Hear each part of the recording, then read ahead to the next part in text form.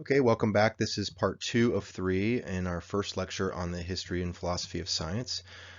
In the previous part, we were talking a little bit about the emergence of geometry and how this led to an ability to more accurately predict what was going on in the world that we observed. So let's move on and talk a little bit about some of the early philosophers who had a significant influence later in how we approach science. So, one of the fathers of Western philosophy is easily identified as Socrates. And Socrates was a teacher and a philosopher in ancient Greece. And the interesting thing is that we don't have any actual writings from Socrates. We have writings from his greatest student, Plato, and a few others who were physically present to hear him speak and teach. But Socrates himself did not write anything of his own. Socrates was often known as the wisest man in Athens, and this was a little bit of a play on his approach to philosophy because he essentially said, I'm the only person who will admit that I don't know anything for certain. I only know that I know nothing is the translation from the ancient Greek. Um, Socrates was less concerned with the structure of the universe itself and was focused more on the philosophical areas of virtue and justice, and more importantly, understanding the fundamental nature of virtue and justice, which is where he ties nicely into the concept of scientific research. And Socrates developed a method of teaching and debating that he called the Socratic method, or that we call the Socratic method. But essentially what Socrates said was that a statement can be considered true only if it cannot be proven wrong. So although he wasn't a scientist, this way of questioning to find out answers laid a foundation for the way that science works today. This idea that a proposition that's put forward has to be defended and has to be able to withstand questioning about its nature and how it was arrived at and how you came to supposedly know these things. So he wasn't a scientist, but he did contribute to the way that science works. And I want to talk a little bit more about the Socratic method itself. In the Greek, it's called elenchus, Elenchus. But according to Socratic method, a statement is considered true only if it cannot be proven wrong.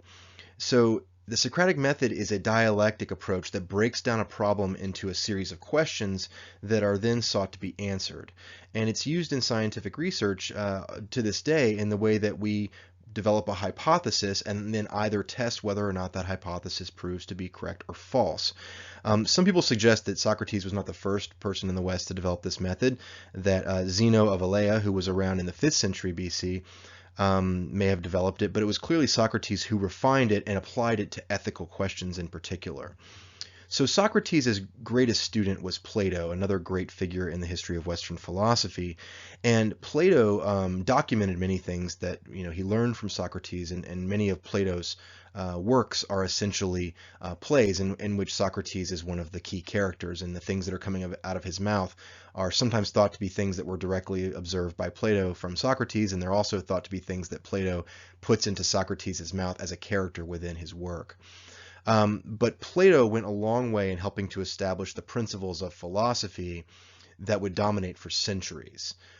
We have a Platonic worldview that is dominant for many, many, many centuries, which comes from Plato. And unfortunately, that Platonic worldview kind of devalued scientific knowledge in a certain way. Um, it's kind of ironic. We think of Plato as having this great contribution to philosophy and also to science, but really he devalued it. And what Plato said was that the observable world is a poor imitation of an objective reality that we cannot truly perceive. Um, Plato had a concept, and I won't go too deep into this today, but Plato had a concept called the forms. And he basically said that there's objective and subjective reality.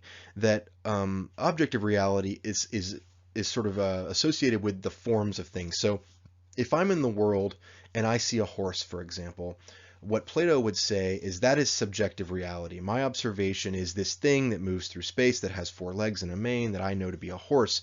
But what he says is that this thing I'm seeing in the real world is simply an instantiation of the more objective form of the horse that is singular and exists in this sort of plane we can't understand.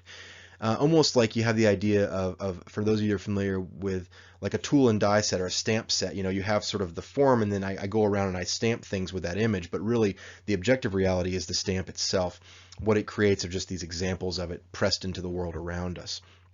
And so for Plato, the physical world is not real or true or timeless or absolute in any way. And he explains this through what he calls the allegory of the cave. And this is a very famous section of Plato's Republic. And he basically says that, we shouldn't honor people that claim to know things for sure about the universe. He says, it's absurd to honor those who are in the cave. And I'll explain what he means by the cave in a moment. He said, it's absurd to honor those who are sharpest at identifying the shadows as they pass by and remember which one comes earlier, which latter, and which simultaneously. What he essentially was saying is that human beings are like people living in a dark cave with a small hole through which light is coming through. What he says is we're not looking through the hole, we're observing the play of shadows on the wall that this hole creates. And so in a sense, we're seeing a reflection or a pale image of what the reality out there in the world is. So this was why he devalued science, because he essentially said anybody who's basing their observations of what's real and true and objectively has weight based upon what we see in the subjective world is really not getting a good picture of it. That we can't know the world except through these sort of pale copies and examples. That's sort of the meaning of the allegory of the cave. But there is a famous saying, of course, in philosophy that says all philosophy after the Greeks is a mere footnote to Plato. He is an incredibly important and pivotal figure in the history of Western philosophy and therefore in Western science. So if Plato was Socrates' greatest student, who was Plato's greatest student? Well, that was the Greek Aristotle. Now, Aristotle might be even more important to Western science than Plato in some ways, because he stood in stark contrast to Plato. He posited that all knowledge comes from experience, and that through careful study of the natural world, we can arrive at knowledge that is valid, that this is the source of wisdom and delight and enjoyment in life as well as understanding. So he worked in every area of science that existed at the time. Aristotle was incredibly prolific. He talked about cosmology, physics, anatomy, biology, and psychology, as well as many other fields that we might not recognize today as they are, but that were in their early stages, in their infancy at that time. And he argued that the true scientist aims to identify the real causes of natural phenomena. So what Aristotle brings to the table in this evolution and development of science is a firm grasp on the concept of cause and effect. Okay, and so he says that the purpose of science is to identify causes. This goes back a little bit to the metaphysics conversation we had in the previous section of this lecture, where we talked about ontology, how do things come to be? Well, Aristotle was very interested in causes and effects, but specifically causes. He's the first philosopher to really expound in detail on the scientific method. He talked about how scientific reasoning utilizes arguments, that I want to propose an argument and that there needs to be a dialectic or a discussion back and forth. Then again, these are early scientists, right? And they don't always endorse the things that we see today as true empiricism. So Aristotle also devalued things that we would consider core concepts of science today. He didn't necessarily believe in experimentation or mathematics as a way of understanding the world compared to many scientists today. He was concerned only with the observation of natural changes. So what that means is why experimentation was not valuable for Aristotle was in a modern experiment, we manipulate things, right? We create a situation. We're going to talk in great detail as the class goes on about the scientific method, but there's things called independent variables that we manipulate in order to then measure a dependent variable. Well, for Aristotle, this is not science because we are unnaturally influencing things. For Aristotle, if you wanted to understand flight, for example, you wouldn't build a model or create a glider or try to build a wind tunnel. You would observe a bird in nature, right? That was how you understood flight. So he didn't believe in scientific experimentation as we think of it today, where we manipulate variables, but he did believe that you could observe natural phenomena and study their causes and therefore understand the world. He also considered mathematics of only limited relevance to science. So in that sense, he was in stark contrast to people like Pythagoras. He didn't think mathematics was the best way to understand the world either, because he saw it as a man-made thing being pressed onto a natural world. So in the Western tradition, this process marches on from the ancient Greeks. So after the fall of Rome, the Romans obviously adopted and built upon a lot of things they took from Greek culture, including their mythologies and cosmologies, but also a lot of the philosophy and science. So after the fall of Rome, we have what is traditionally known as the Dark Ages. right? Now, of course, again, this is very subjective. This is very much a Eurocentric or perspective on the world, because they were dark for that part of the world, primarily for Europe. Um, but we call it the Dark Ages because much of the thinking and philosophy and science of ancient Rome and Greece was lost. It was essentially lost to the world. The reason being because of the rise of the church. So after the fall of Rome, science becomes what's called the handmaid of theology. When I say the church, I'm referring to the early days of the Christian church and the development of what we now think of as the Roman Catholic Church. But science is essentially dormant in Europe under the dominance of the church. But again, this is a very Eurocentric perspective, because what's going on at the same time in the Islamic world, which stretches, throughout what we now call the Middle East and parts of Asia, but especially Northern Africa and Southern Europe, places like Spain with the Moorish invasion of Spain, and places like Sicily and Italy and that kind of thing, there was an Islamic golden age which was dawning at this time. There was a flowering of philosophical and scientific endeavors, science, mathematics, medicine, all flourishing around 1000 in the Common Era. They produced a lot of challenges. Now, of course, the interesting thing is that these Islamic thinkers had access to great works from ancient Greece and Rome, in some cases because they now had control of these areas, in other cases because they sought them out and tried to preserve them during the rise of the church in Europe, because many of these things were being considered heresy and being destroyed. And these early Islamic Golden Age thinkers saw them as very important and useful, even if they didn't agree with everything. They wanted to preserve them. So around 1000 CE is really the height of this Islamic Golden Age, and they were starting to explore Greek concepts and producing some challenges to them, things like egocentrism and what we call Galenic humorism. These were things that had been considered, absolutely truthful, and they were questioning them. So Galenic humorism is an early form of science which basically said that everything that happens in the human body is really based on imbalances in the four humors, which is blood, black bile, yellow bile, and phlegm. These were like four crucial substances that Galen, the early Roman physician, identified. There were things in the Islamic Golden Age which were much more akin to modern medicine compared to what their forebears in Greece and Rome had been thinking. This included the work of Muslim and Jewish thinkers, people like Avicenna and Averroes, Maimonides, who's a famous Jewish philosopher. They were debating the theological implications of things like Aristotelian philosophy and cosmology, these ideas of the world that came from Aristotle. And these advances gave way eventually. Unfortunately, the same thing that was happening in the West with the Dark Ages also began to happen in the Islamic world. So they gave way what we call theological orthodoxy. Basically, there was increased pressure from the Islamic religious establishment at the time, which was just exacerbated by the Christian Crusades, Mongol invasions. So as this golden age of Islamic expansion in that part of the world started to decline, we also saw a rapid decline in Islamic science, starting especially in the 12th and 13th centuries. So we sort of saw the same process play itself out, where theology and religious institutions sort of started to discount and in some cases even suppress or punish those that were engaging in science. The end of the Dark Ages is really associated with what we call the European Renaissance. And the European Renaissance is not a singular movement. It's really a long period of time. It had lots of aspects and legs to it in various parts of Europe. But these Aristotelian texts, these Greek texts from the ancient world, had been preserved in some parts of Europe through the Dark Ages. And they were eventually translated into Latin, and they were widely studied in European schools and monasteries. We also start to see the establishment of major universities in growing urban centers, places like Oxford, Paris, and Bologna. These were considered major cultural and demographic centers in Europe at the time, and we see the establishment of the first major universities in the area. So this decision to start studying Aristotle and ancient Greek thinking really broke with the dominance of Christian theology in places like schools and monasteries.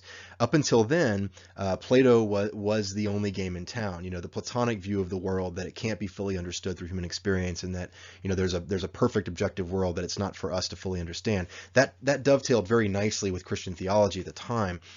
And so what changed is that there was a rediscovery of Aristotle. And you can almost look through the history of Western philosophy and science, and it's like Aristotle and Plato are taking turns being dominant. So Plato has this long period of dominance for many, many centuries, and then as the Renaissance comes about, Aristotle comes back into favor. Disciples of Aristotle include such famous people as St. Thomas Aquinas, Roger Bacon, and other sort of early modern philosophers as well. So again, we see the establishment of these major universities where they start to study these Greek and specifically Aristotelian texts. And we start to see simple mathematical studies of motion. We start seeing math being applied to the world that we observe around us. And they're not really interested in addressing causes.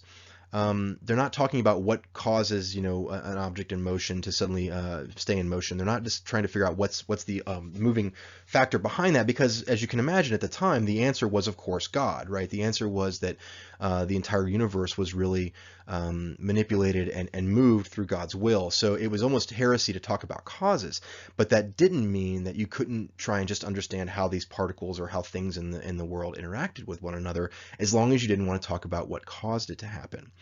So the foundations of modern physics really come from these simple mathematical studies of motion. Now, the church continued, even after the Dark Ages, the church continued to both condemn and prosecute scientists on occasion. But they also insisted that there were theological components of study that involved some application of the scientific method. So, there were reasons within theology that science could be useful in understanding different things, and it usually was related to understanding the implications, both physically and cosmologically, of God's omnipotence or God's all-powerful nature. So I'm sure you have heard of some of these sort of thought experiments, things like, if God can move the entire universe or stop its motion at will and resume its motion as he pleases, then it follows that there must be time and empty space in which he can realize this power. If it's possible for God to stop time, which, there are certain aspects of the Old Testament where they talk about, the God of the Old Testament stopping the sun in the sky, well, that implies that it was moving and that time was moving forward. So within these biblically based stories and ideas, it allows for you to talk about space and time as concepts that need to be there for it to make sense. So these then become legitimate areas of study. So we're not questioning at this time God's power over these things, but we're just recognizing that they operate in certain ways that we can understand, and therefore it's okay to study them without, finding yourself on the wrong end of an inquisition. And that sort of begins the early stages of physics and mathematics being applied to scientific endeavor. To talk a little more about the European Renaissance, we really saw this as a blossoming and a diversification of science really around the 15th century. So Plato had replaced Aristotle. In many cases there was back and forth between them. Aristotle comes back to prominence in the early part of the Renaissance, but all these beliefs sort of blended together with magical, Christian, Jewish, and Middle Eastern elements.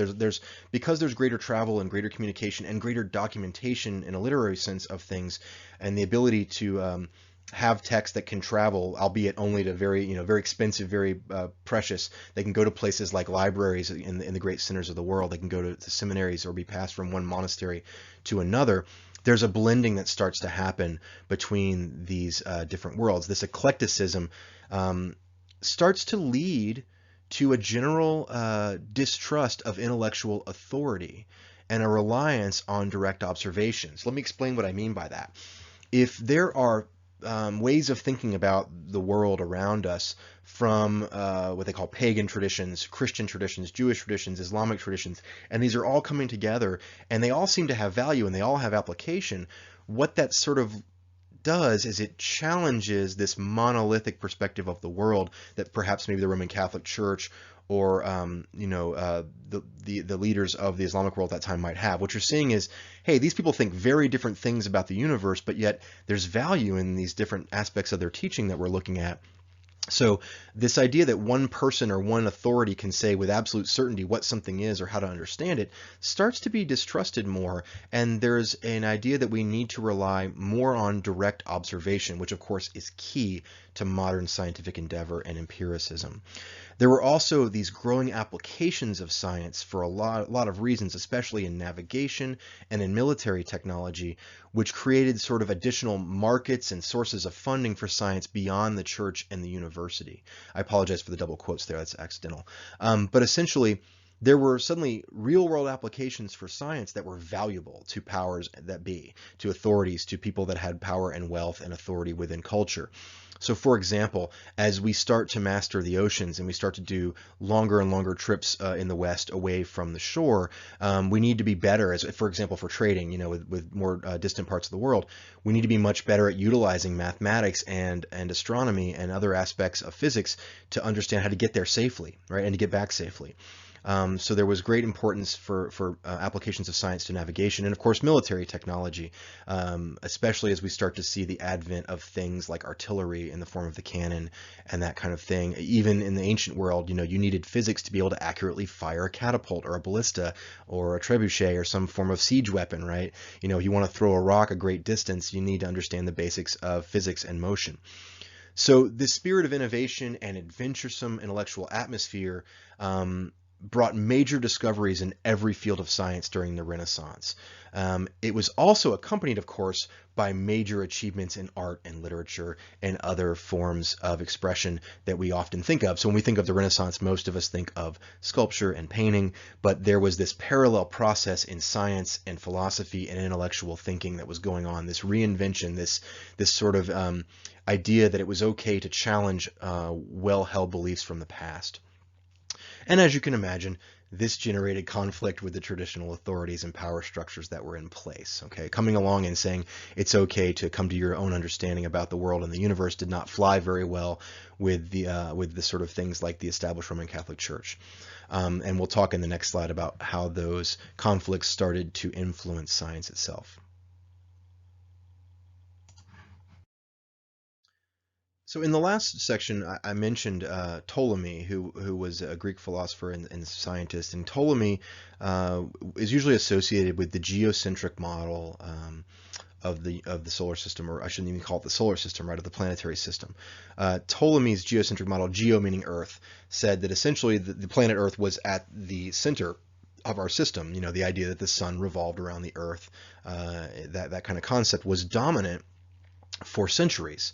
And it was supported by a lot of sources. It was supported by, in the very beginning, it's supported by common sense. If you start from a perspective that the thing you're standing on, the Earth, is the center of the system, which of course is a very reasonable thing to assume in the absence of knowing anything different, you observe the sun rising. We call it a sunrise, but of course there is no sunrise. What's happening is the Earth is rotating on its axis.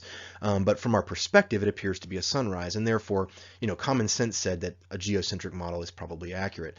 Now, it wasn't just our common sense. It was supported by a lot of other sources of authority at the time, including Aristotle and, of course, the Bible.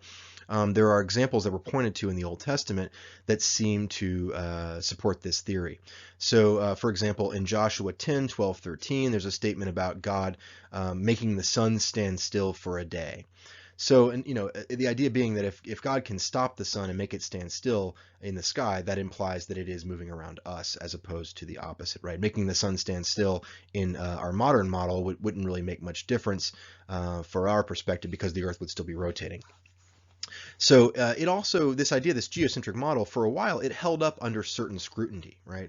It was an accurate predictor of planetary motion initially, but that's also because our measurement devices were very poor. Our ability to accurately measure movement was not great. We were using pretty crude devices and pretty crude systems of mathematics.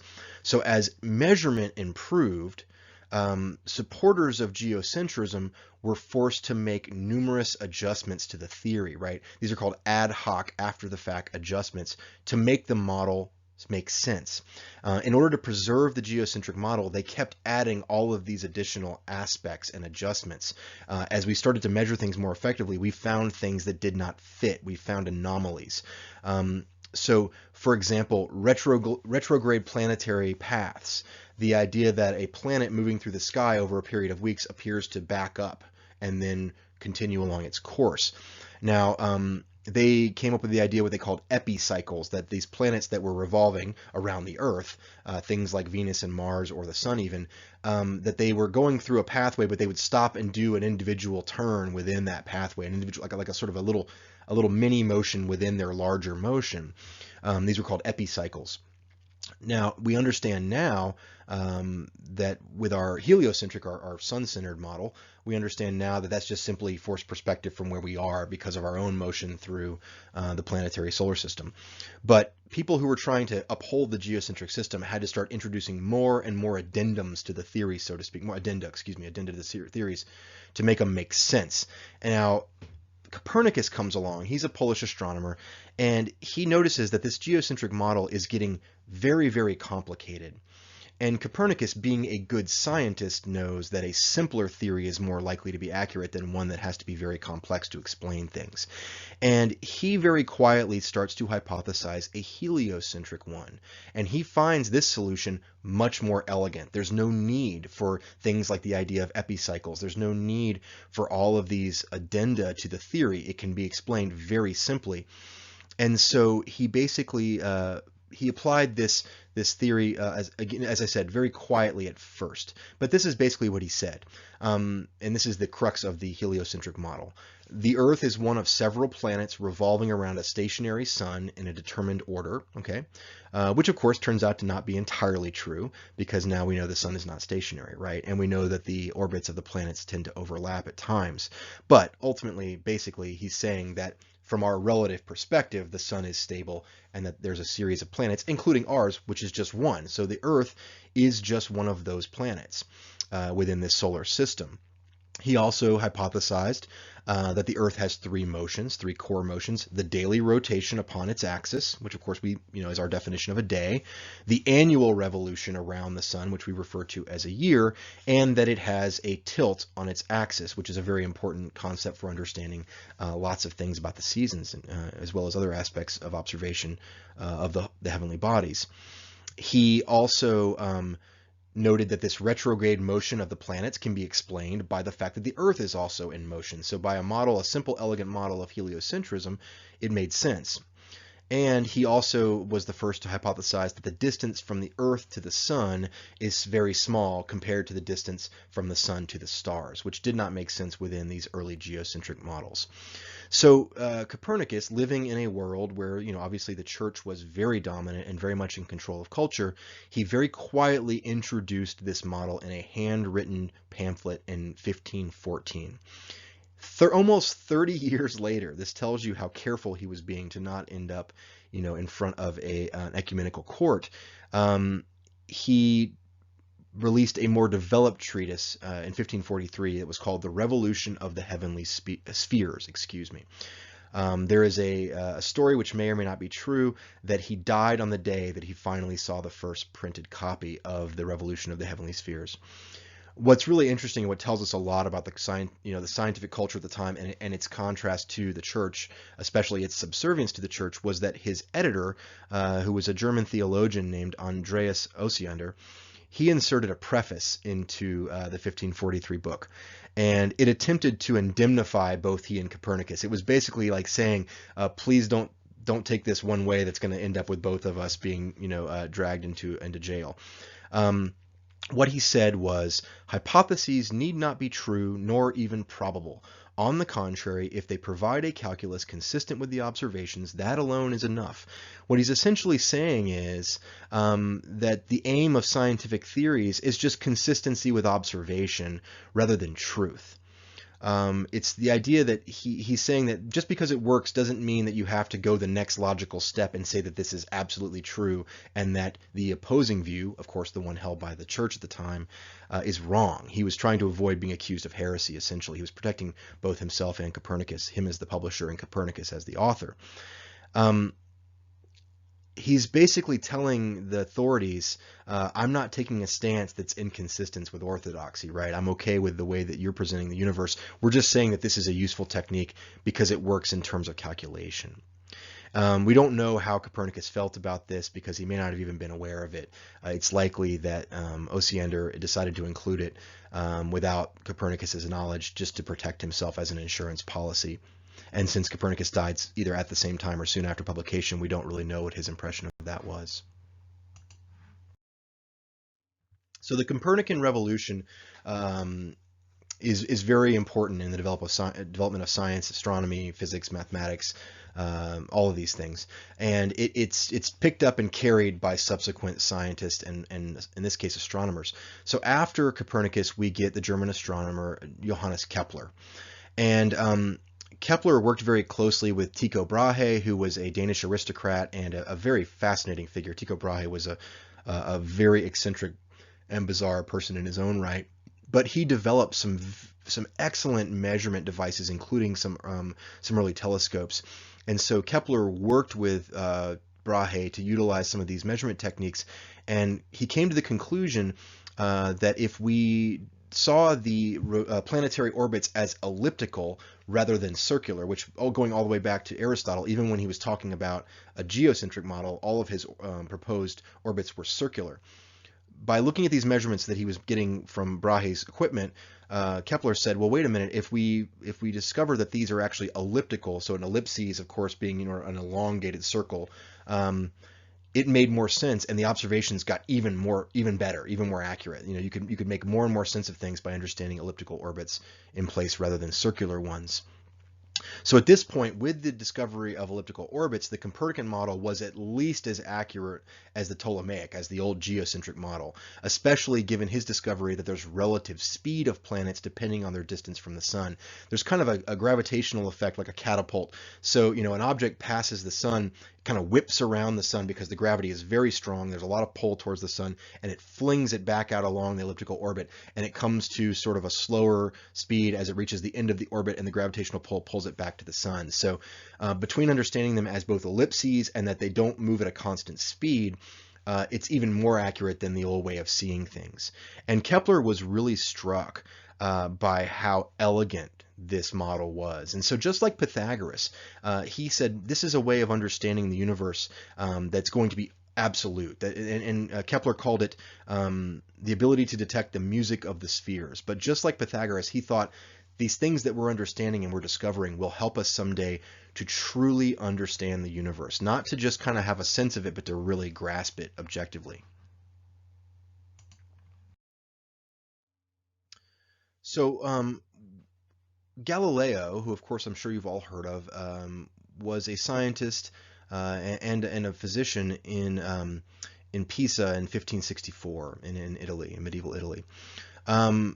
And Galileo really represents the triumph of the Copernican revolution, the final sort of death throes of the geocentric model of the world as it sort of gave way to the heliocentric model.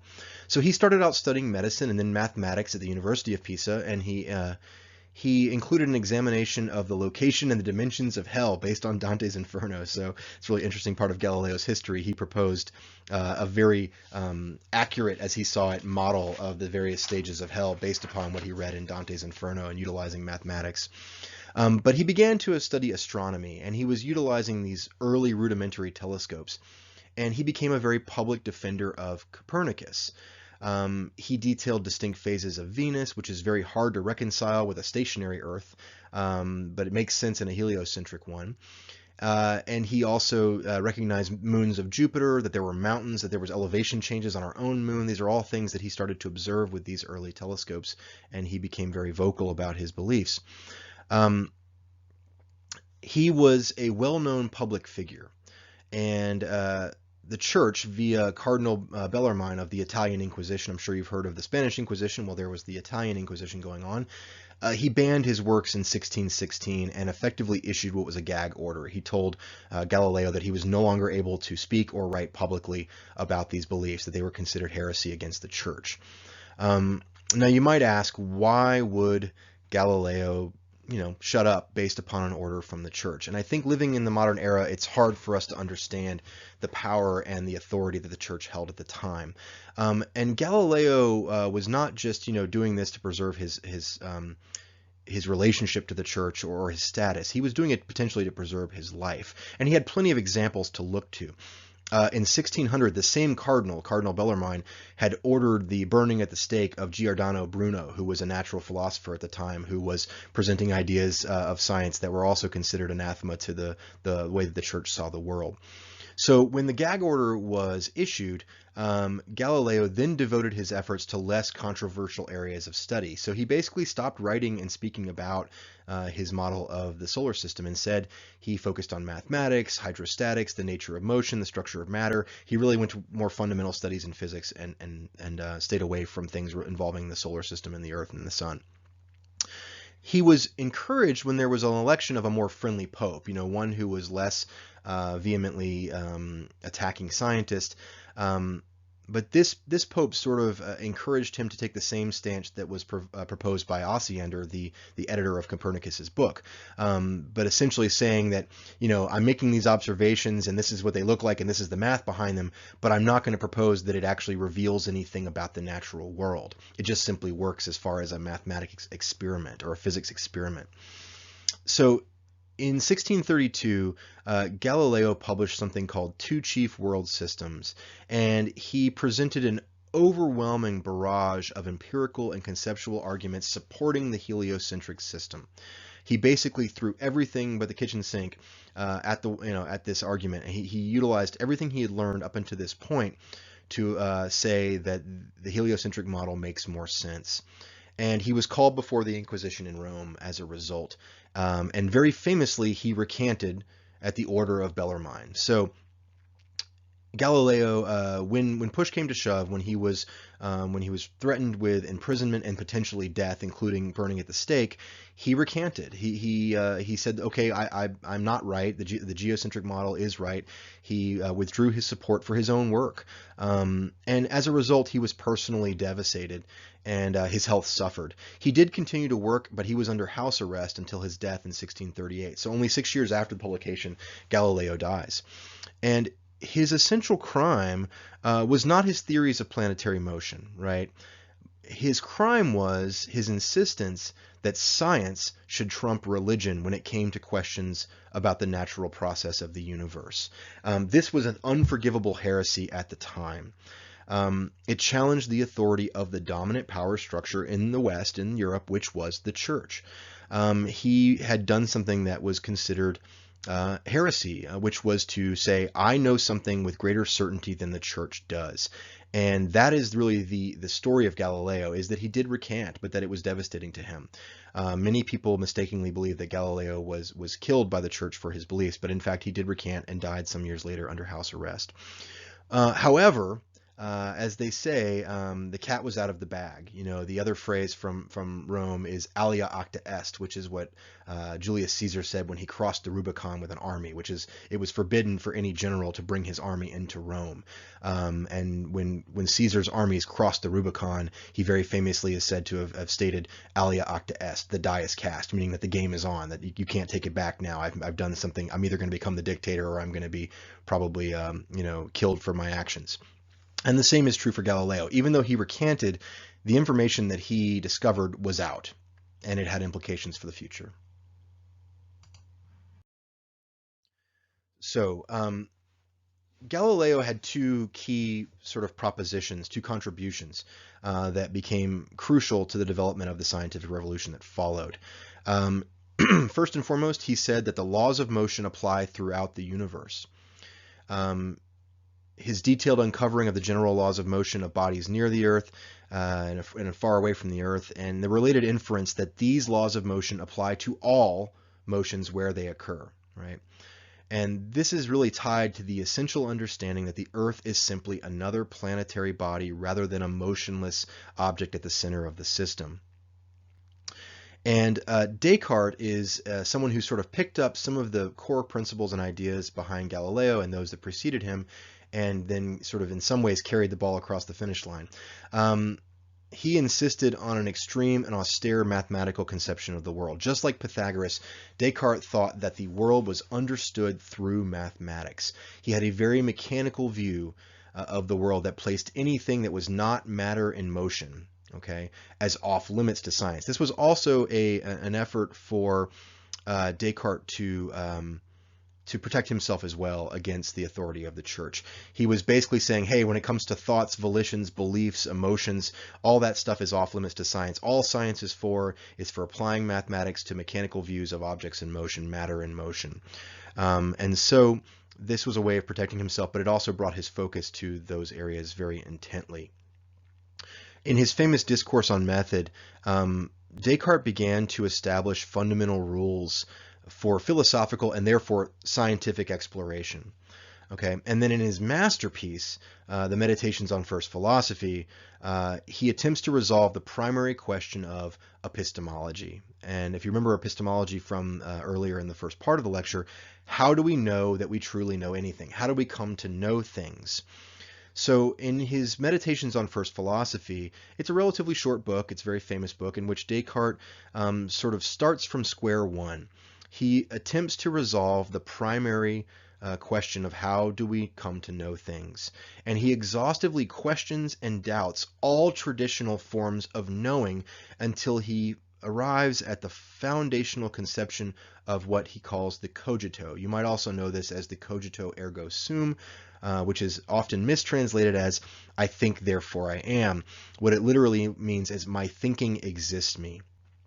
So what this essentially comes down to is he starts to explore all the ways in which he knows things. So he says, well, I know that the things I observe are real because I can touch them and feel them and taste them, and I can push against them and interact with them.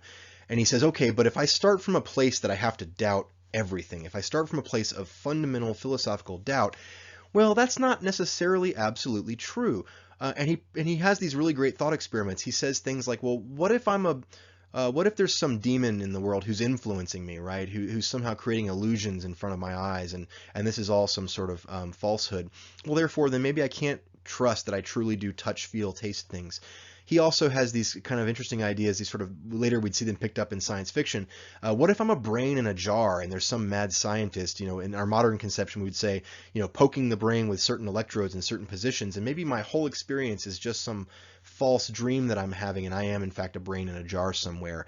Then therefore my observations about the world aren't accurate. They're not real. They're just creations of this, these electrodes being stuck in my brain. He doesn't use that as terms, but that's basically what he's implying. And so he says, well, how then can I know anything for sure? How can I understand anything for sure? And he works his way backwards, and he eventually comes down to the idea of, at least I know that I'm thinking. In fact, I know that I'm doubting in this case. So I'm saying that I think I understand the world in all these ways, but I can doubt that. Well, then I know that at first I must be thinking something. If it exists for me to think about or to doubt, then therefore my thinking is real. So therefore my thinking exists me. I know that I exist because I am able to think. So he determines that the only indubitable, unquestionable knowledge is that he is a quote-unquote thinking thing. Okay?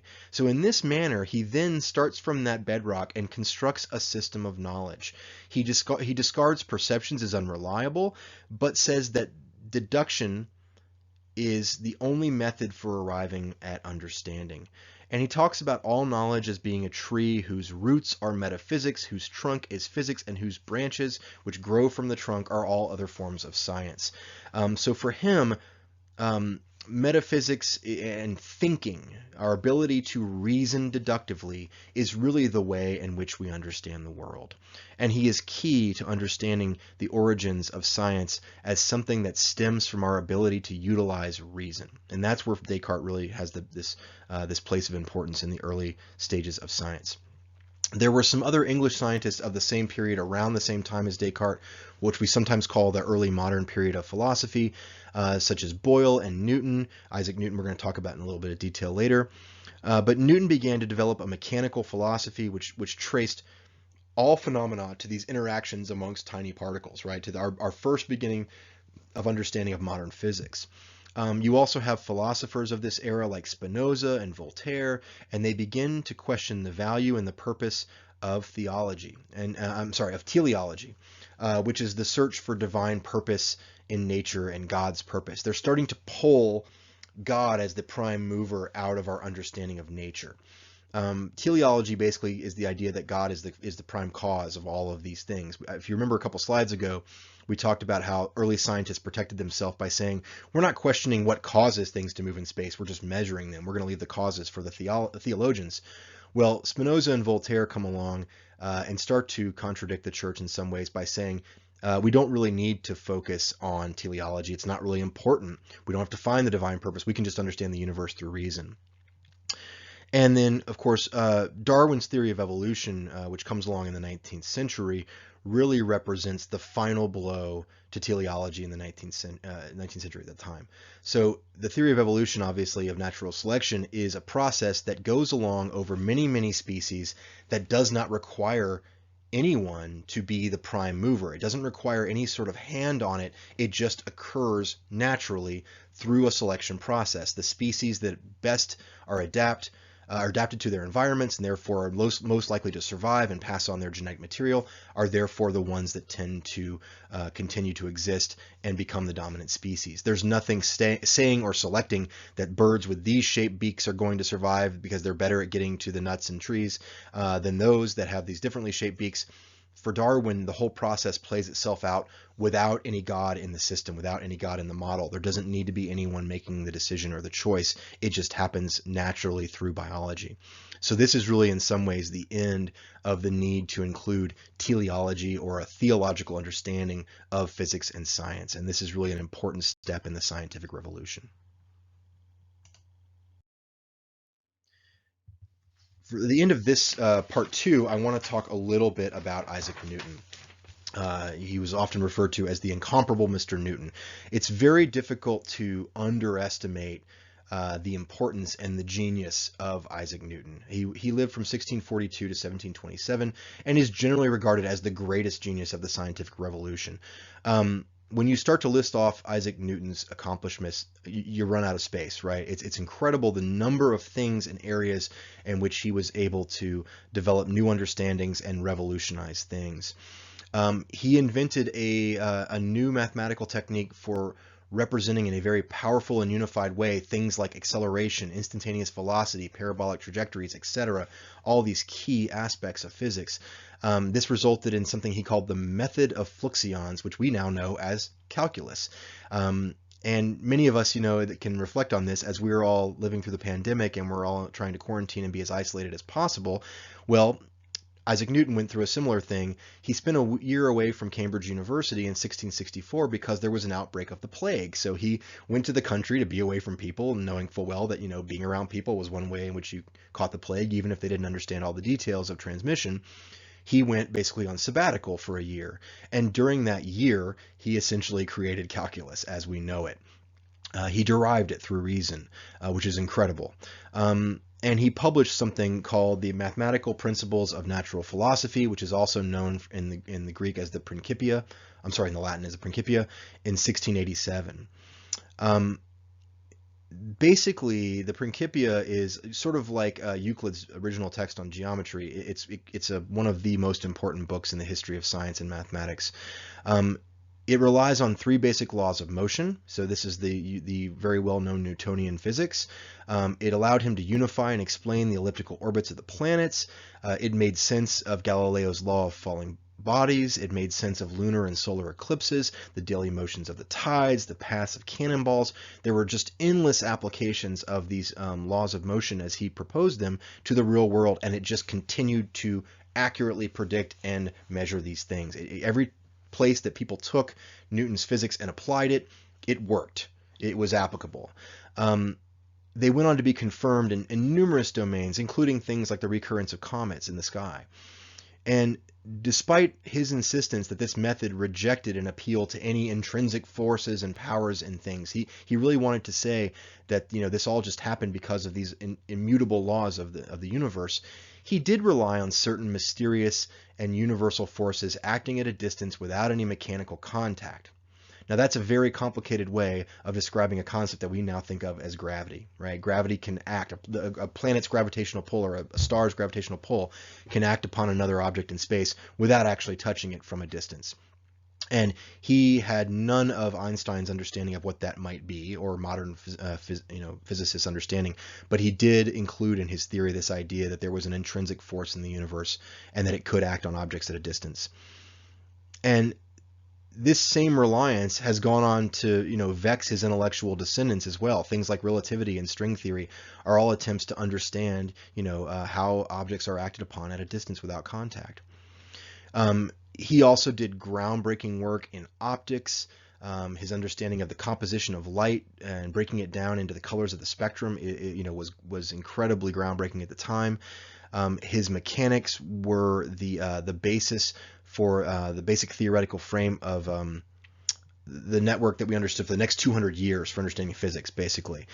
He provided the mold and the guidance for all science to come.